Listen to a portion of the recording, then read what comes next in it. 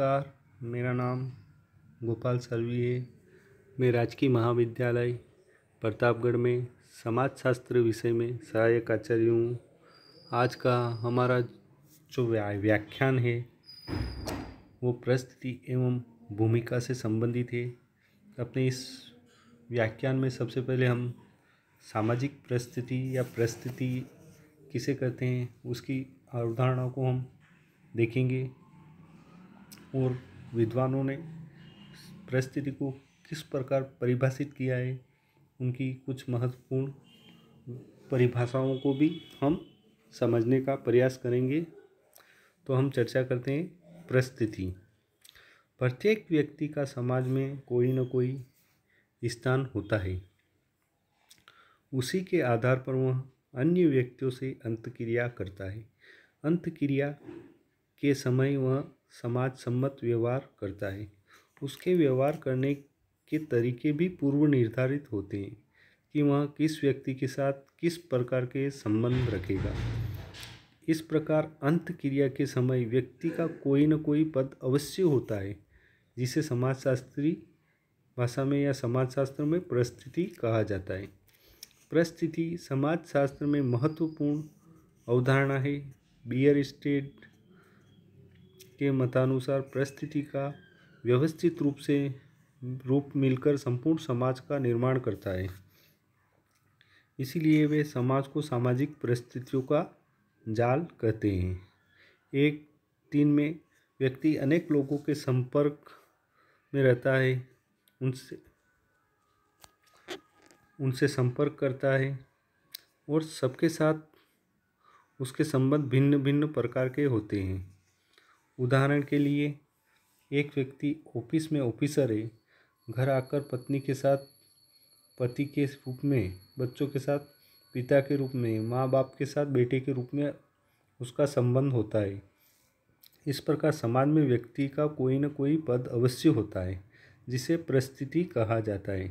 और परिस्थिति धारण करने के परिणाम स्वरूप जिस प्रकार के कार्यों की समाज उससे अपेक्षा करता है तथा वह उसके अनुरूप जो कुछ करता है वह उसकी भूमिका है।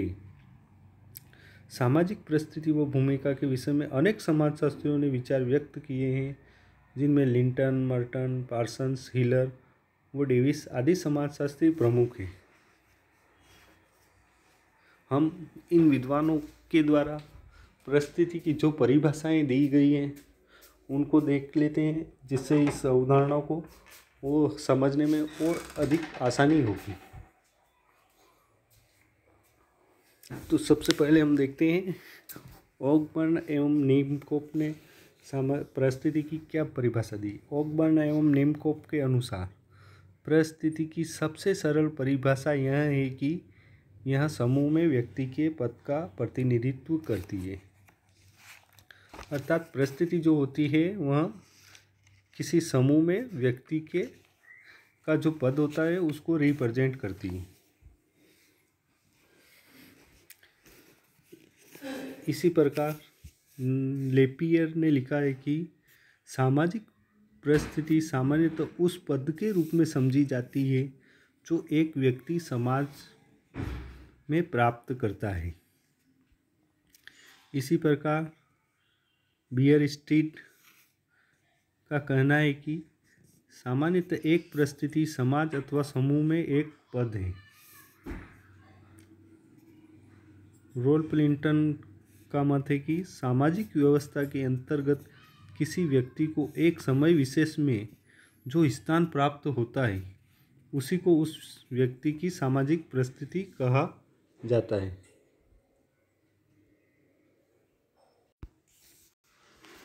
इसी प्रकार इलियट एवं मेरिल के अनुसार परिस्थिति वह पद अथवा स्थिति है जिसे व्यक्ति किसी समूह में अपने लिंग, आयु, परिवार, वर्ग, व्यवसाय, विवाह तथा उपलब्धि के कारण प्राप्त करता है।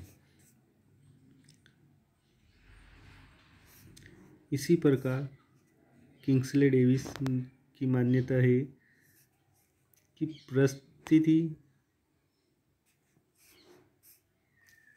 किसी भी सामान्य संस्थात्मक व्यवस्था में किसी पद की सूचक है ऐसा पद जो समाज द्वारा स्वीकृत है और जिसका निर्माण स्वतः ही हुआ है एवं जो जनरीतियों एवं रूढ़ियों से संबंध है।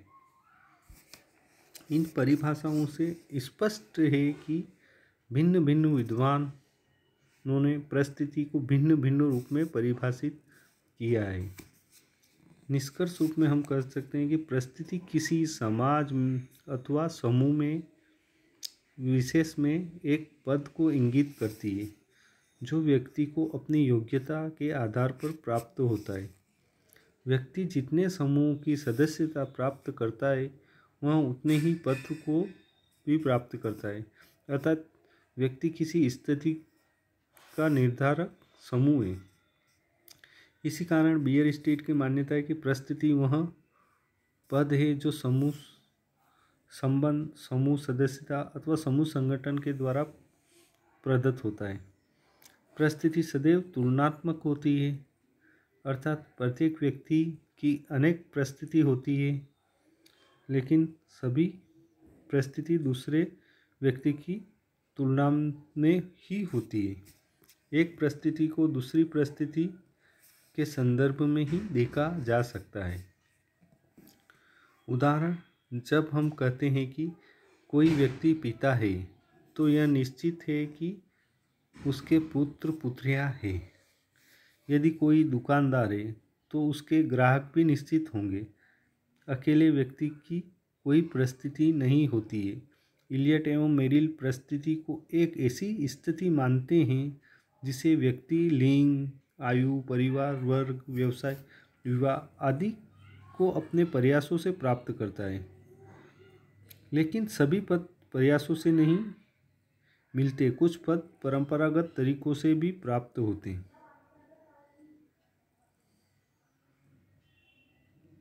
इस प्रकार हमने परिस्थिति की अवधारणा को देखा है। परिस्थिति एक अत्यंत ही महत्वपूर्ण अवधारणा है जो समाज में व्यवस्था बनाए रखने में महत्वपूर्ण योगदान देती है।